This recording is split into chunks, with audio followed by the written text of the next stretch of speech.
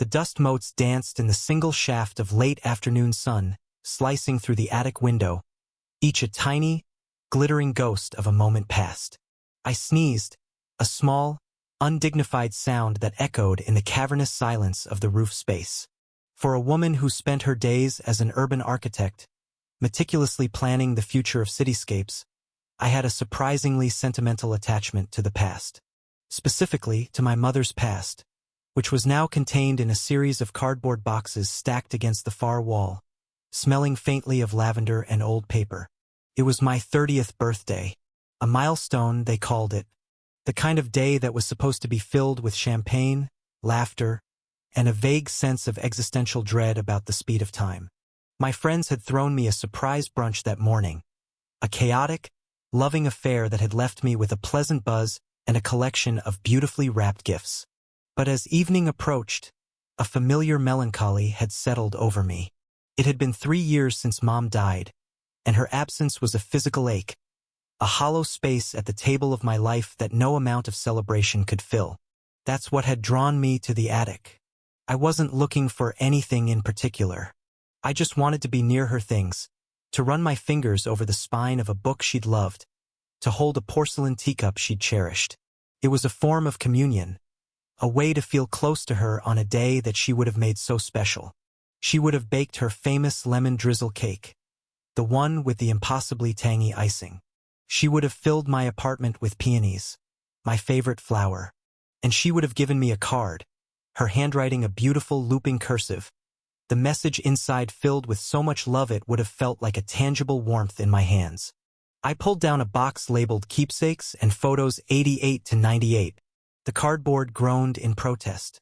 Inside, nestled amongst old photo albums with their sticky, yellowing pages and bundles of letters tied with faded ribbon, was a small, cream-colored envelope.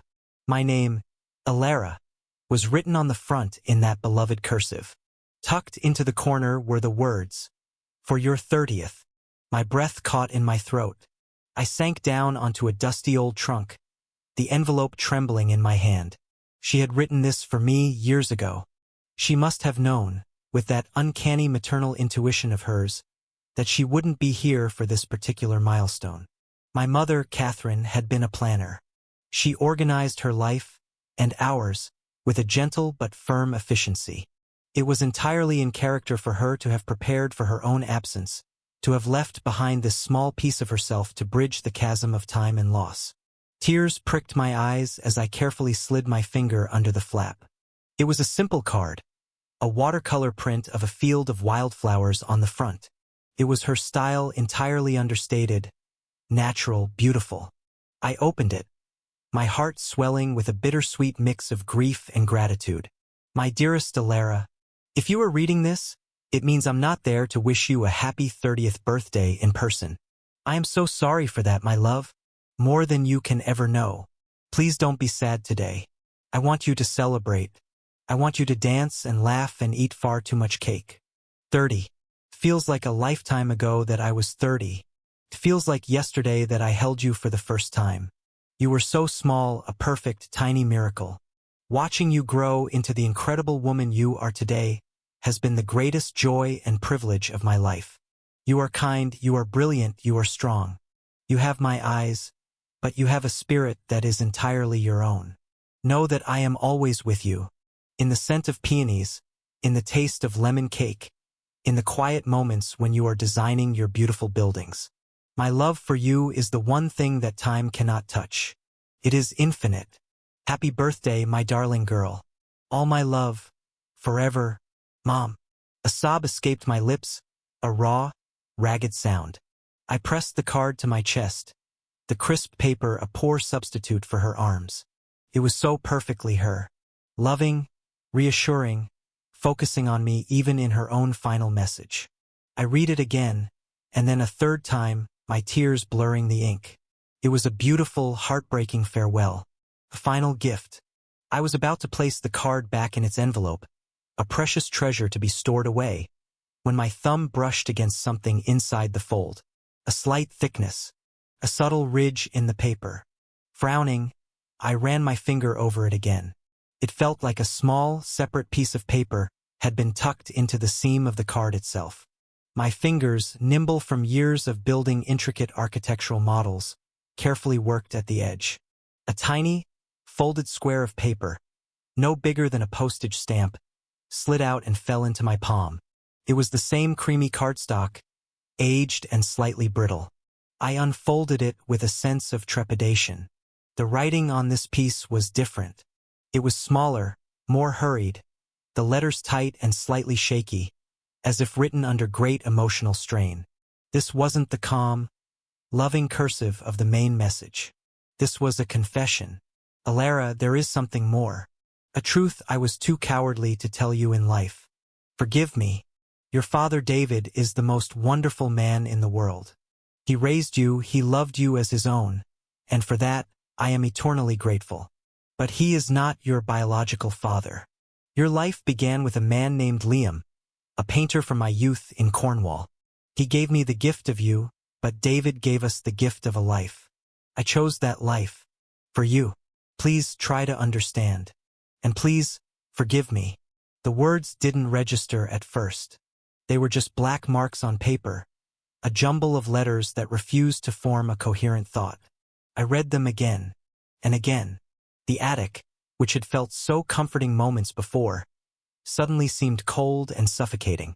The air grew thin. The dancing dust motes now looked like tiny, mocking specters of a life I thought I knew.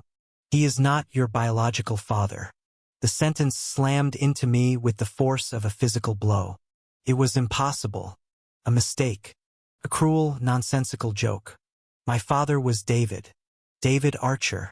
The quiet, stoic man who taught me how to ride a bike, who patiently checked my math homework, who walked me down the aisle at my wedding 5 years ago, a marriage that had sadly ended in a quiet divorce 2 years later. But the memory of his proud, steady presence was unshakable. He was my father. He had to be. My mind, a place of order and logic, scrambled for an explanation. Maybe Mom was unwell when she wrote this. The cancer had affected her mind in the final months. Yes, that was it. A moment of confusion, a fever dream committed to paper. But the main message was so lucid, so her. And this hidden note, it had the ring of a truth so painful it had to be concealed, buried in the very heart of a loving goodbye. My world tilted on its axis. The foundations of my identity, the bedrock of my 30 years on this earth, cracked and began to crumble. If David wasn't my father, then who was I? My name was Alara Archer.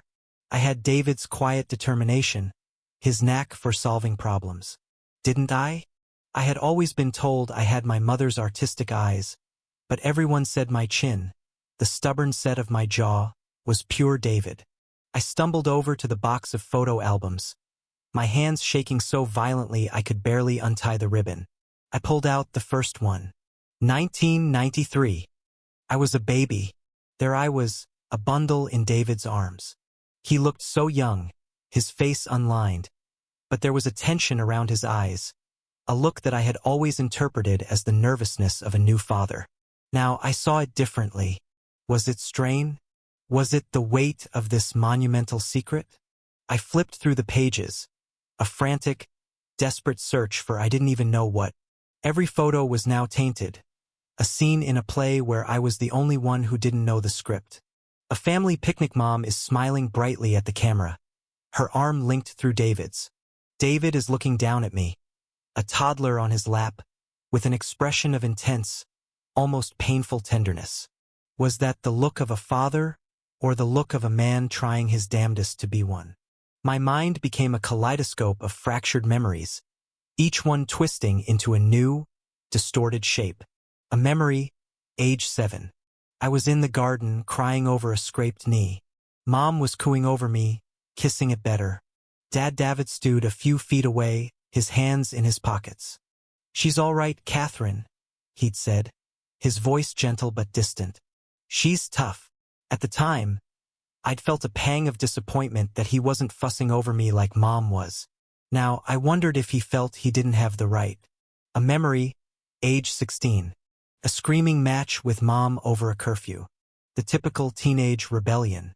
I had yelled something awful, something about her not understanding me. I stormed off to my room. Later, David had knocked on my door. He didn't say much.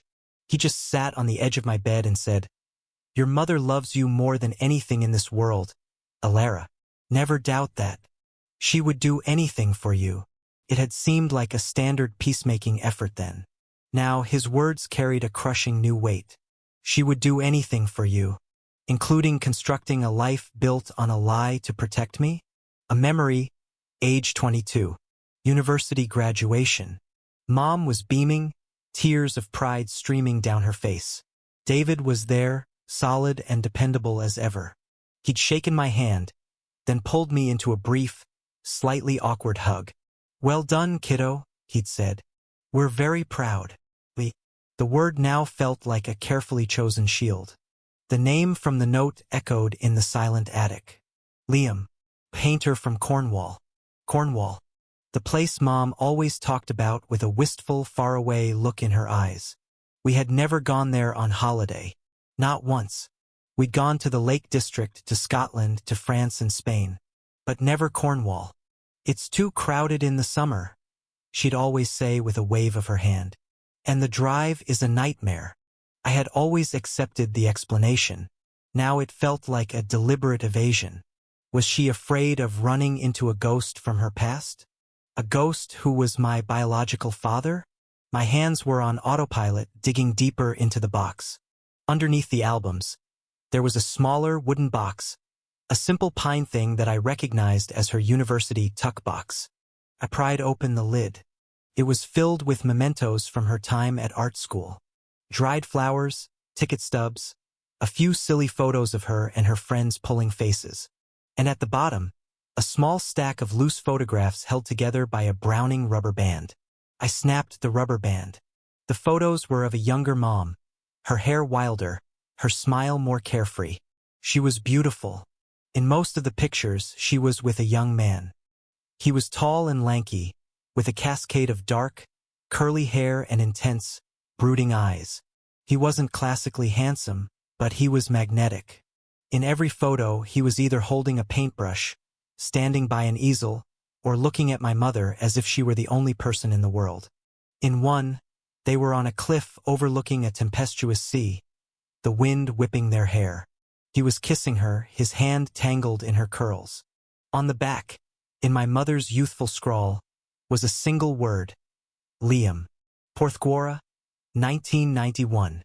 The year before I was born. A wave of nausea rolled over me.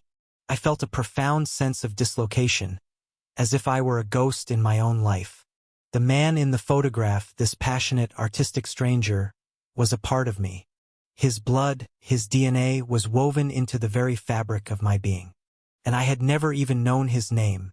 And David, my father, my kind, quiet, dependable dad, he had known. All this time he had known. Every birthday, every Christmas, every school play, every scraped knee, every heartbreak had been there, playing a role. But was it a role? The love I'd felt from him had been real. I knew it had. It wasn't the effusive, demonstrative love of my mother, but it was a steady, quiet presence. Port in any storm. Had it all been an act of supreme charity? Or was it real love, forged in the crucible of this secret? The message on the card shattered my heart, just as the subheading I'd once read in a novel had described. But it wasn't a clean break. It was a splintering, a spiderweb of cracks spreading through every memory, every relationship, every belief I held about myself and my family. My mother, the perfect, sainted figure I had worshipped, was suddenly a complex, flawed woman who had made a desperate choice and carried the secret to her grave. And my father, the man I had loved but perhaps taken for granted, was transformed into a figure of almost mythical sacrifice and integrity. He had loved a woman who was carrying another man's child, and he had chosen to love that child as his own. He had given me his name, his home, his life. He had protected me from a truth that he must have known would tear my world apart. The anger I expected to feel towards my mother wasn't there. Not yet. It was buried under a landslide of confusion and a deep, aching grief that was different from the one I'd felt before. I was grieving not just for her absence, but for the life I thought we'd had. For the simple, uncomplicated truth I had believed in. My phone buzzed in my pocket. It was a text from him. From David. Happy birthday, Alara. Hope you had a lovely day. Your mother would have been so proud of you. Call me when you have a moment. Love, Dad. Dad. The word on my screen seemed to mock me. For 30 years, that word had meant one thing. One person. Now it was a question mark.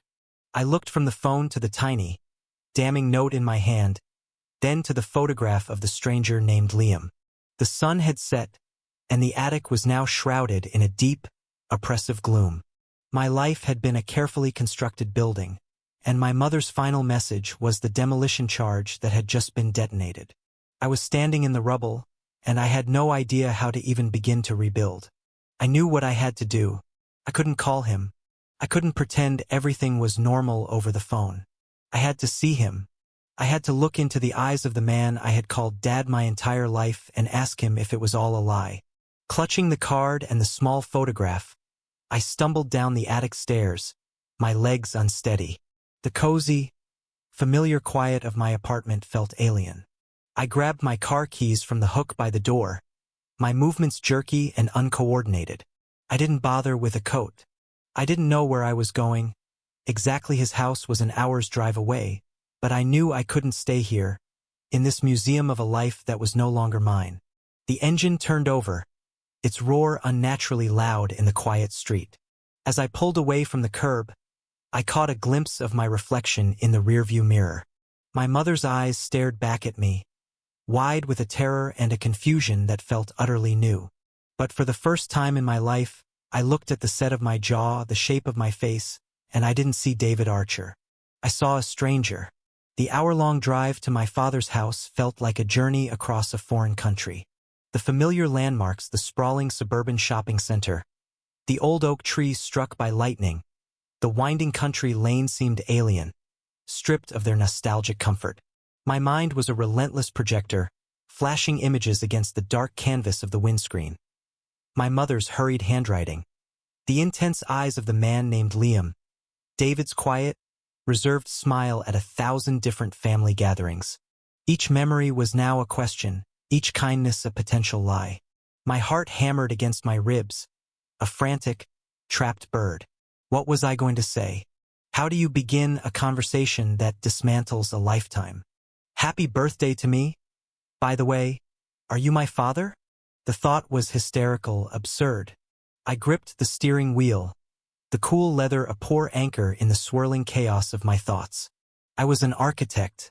I dealt in blueprints, in solid foundations, in structures that made sense. My own life's blueprint had just been revealed as a forgery. By the time I pulled into his gravel driveway, my hands were slick with sweat and my entire body was trembling. The house was the same one I'd grown up in. A sturdy, unassuming two-story brick home. Lights were on in the downstairs windows, casting a warm, inviting glow that felt like a cruel irony. This house, the very symbol of my stable childhood, was a stage set for a play I hadn't understood. I cut the engine and sat in the sudden, ringing silence, the small, folded note a burning ember in my pocket. For a moment, I considered turning the car around, driving back to my empty apartment and pretending I'd never found the card. I could tear up the note, burn the photograph, and live with the lie. It would be easier, safer. But the truth, once known, cannot be unknown. It was a splinter in my mind, and it would fester there forever if I didn't face it. Taking a deep, shuddering breath, I got out of the car. The cool night air was a shock to my skin. I walked up the familiar flagstone path, my footsteps echoing unnaturally loud. Before I could lose my nerve, I raised my hand and knocked on the door. It opened a moment later. David stood there, a book in one hand, his reading glasses perched on his nose. He was wearing his usual evening attire, a comfortable flannel shirt and worn corduroy trousers. He looked exactly the same as he always had. He looked like my dad. Alara! A smile broke across his face, one of genuine surprise and pleasure. What on earth are you doing here? I thought you'd be out celebrating. Is everything all right? his brow furrowed with concern as he took in my Apirancino coat. My face pale, my eyes surely red-rimmed and wild. The normality of his greeting, the pure, unadulterated paternal concern, was a knife to the heart. "Can I come in?" My voice was a croak. Of course. Come in, you look frozen." He stepped back, holding the door wide. I walked past him into the warmth of the hall, a space that smelled of old books and his faint, spicy aftershave. It was the scent of my childhood.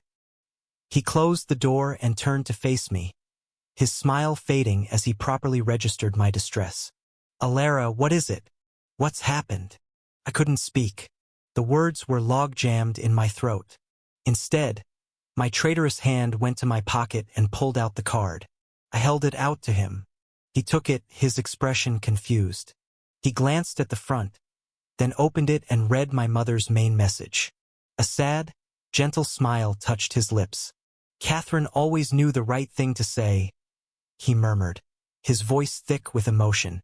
"There's more," I whispered, my voice barely audible. "Inside, in the fold." His eyes flicked from my face back to the card. He saw the small, unfolded square of paper that I had tucked back inside. His hand began to shake, a subtle tremor that traveled up his arm. The color drained from his face. He didn't need to read it. I could see in his eyes, in the sudden, gut-wrenching collapse of his composure, that he knew exactly what it said. The certainty of it hit me with a fresh wave of grief. It was true. All of it. He slowly, deliberately, walked over to his favorite armchair by the unlit fireplace and sank into it. He didn't look at me.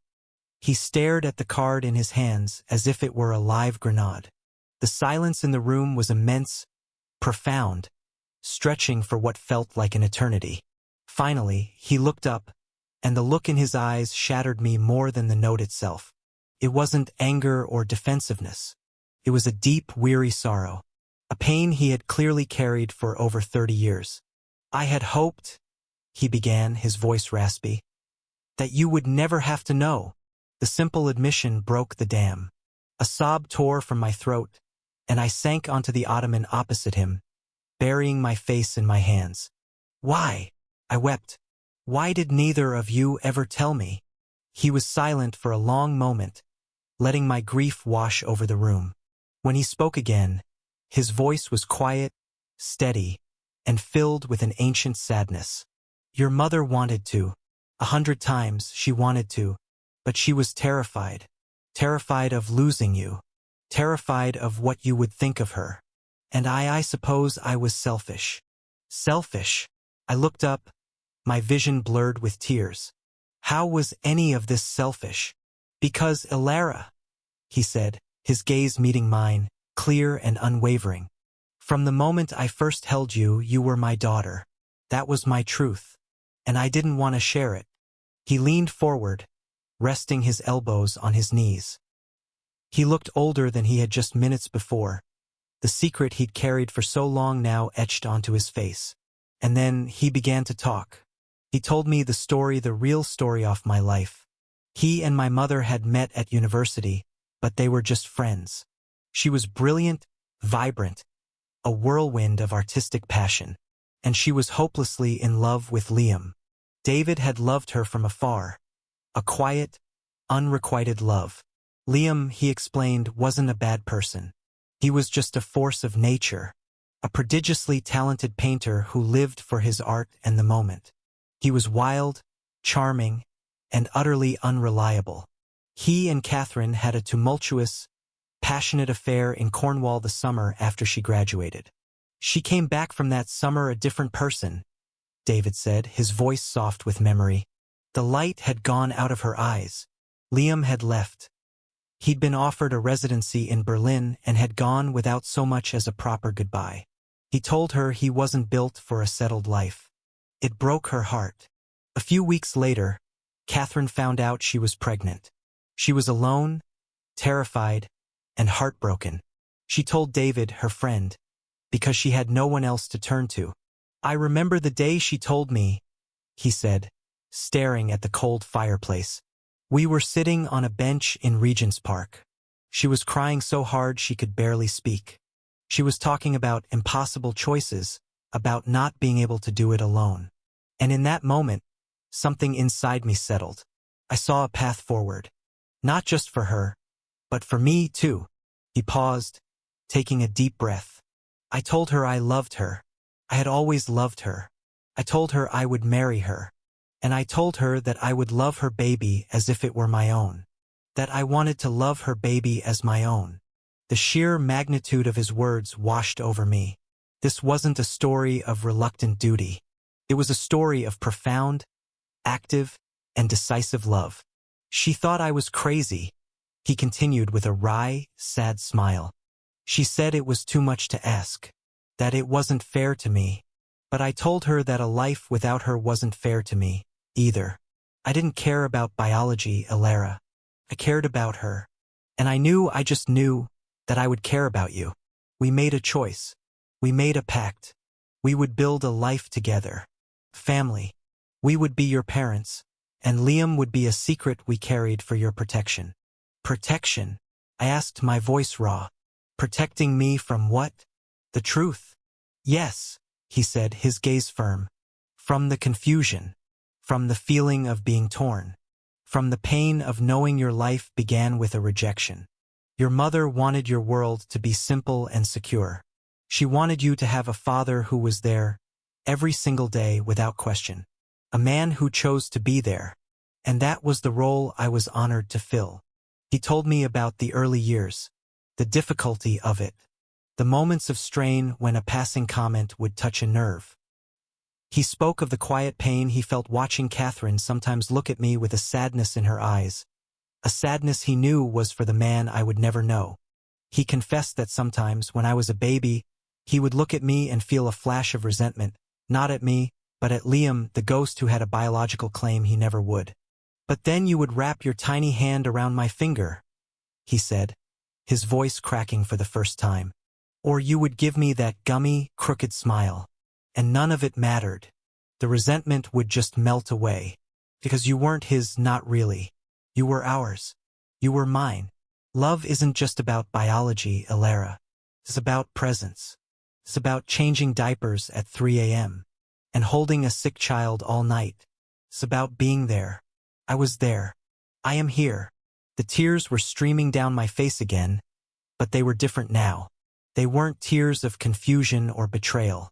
They were tears of overwhelming, heartbreaking gratitude. The stoic, emotionally reserved man I had known my whole life had just revealed a heart of such immense capacity for love that it humbled me to my very core. My perception of him and of my entire life was rearranging itself, not into rubble but into a new, more complex, and infinitely more beautiful structure. He wasn't the man who had given me life. He was the man who had made my life possible. He was the architect of my world.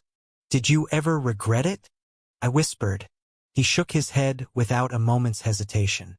Never. Not for a second. Marrying your mother and raising you were the two best decisions I ever made. The only thing I regret is the pain this secret has now caused you. Your mother was so afraid of this moment. We sat in silence for a while. The unspoken truths of 30 years finally laid bare between us. The room felt different, lighter. My relationship with this man, my father, had not been shattered. It had been reborn, forged in the fire of this incredible truth into something stronger and more profound than I could ever have imagined. I finally stood up and walked over to him. I knelt on the floor in front of his armchair, took the hand that wasn't holding the card, and held it in both of mine. You are my father, I said, my voice clear and certain. You chose to be. That means more than DNA. It means everything. He squeezed my hand, and for the first time in my memory, I saw tears well up in David Archer's eyes. You have your mother's heart, Alara, he whispered. She would be so proud of you right now. I asked him about Liam, if he knew what had happened to him. David said that Catherine had followed his career from a distance for a few years. He'd become quite successful in the European art scene, known for his tempestuous, semi-abstract seascapes. Then, about 15 years ago, she'd stopped looking. She'd made her peace, he said, and had chosen to focus solely on the family they had built. He didn't know where Liam was now, or even if he was still alive. "Do you want to find him?" David asked, his voice devoid of any jealousy, only gentle support. I thought about it. I thought about the man with the intense eyes and the wild hair. Part of me was curious, but the frantic need I'd felt just hours before was gone. The gaping hole in my identity had been filled, not by a stranger's name, but by a deeper understanding of the father who had been in front of me all along. "No," I said, and I was surprised by the certainty in my own voice. "Not right now. Maybe not ever. He isn't my family. You are." I stayed the night. We didn't talk much more about it. Instead, he made me a cup of tea, and we looked through the old photo albums together. But this time, I saw them through his eyes. I saw the quiet strength behind his awkward smile. I saw the fierce, protective love in the way he held me. I saw the partnership he shared with my mother, a bond forged not just in love, but in a shared, sacred promise. The next morning, I drove home. The world looked the same, but I was different. The card was on the passenger seat beside me. Her final message shattered my heart. It had, but a heart, like a bone, can heal stronger in the broken places. My mother's letter had shattered the simple truth of my childhood to reveal the far more profound truth of my life. That I was the daughter of two extraordinary people. One who had loved me enough to make a difficult choice, and one who had loved me enough to make her choice his own, building a family not on biology, but on the unwavering foundation of unconditional love.